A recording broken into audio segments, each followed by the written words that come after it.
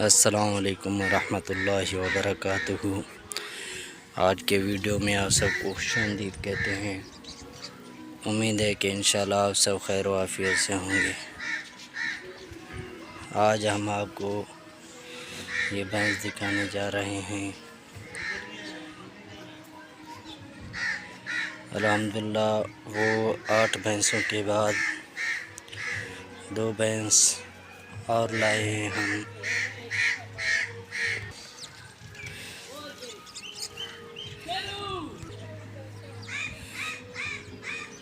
ये 2 भैंसें हैं। अल्हम्दुलिल्लाह बड़ी भैंस है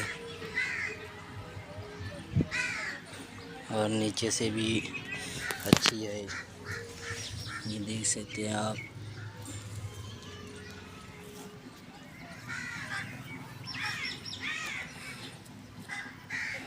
और ये जो है बच्चा दिया हुआ है। और दूसरी भैंस वो ये खड़ी हुई है। ये भी इंशाल्लाह हम आपको दिखाएंगे। ये भैंस है।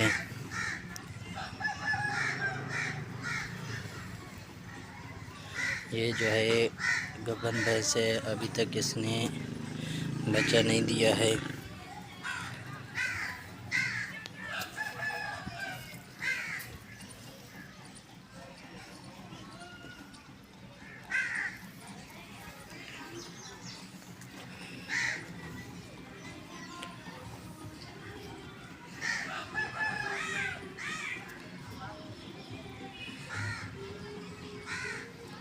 तो ये थी हमारी आज की वीडियो।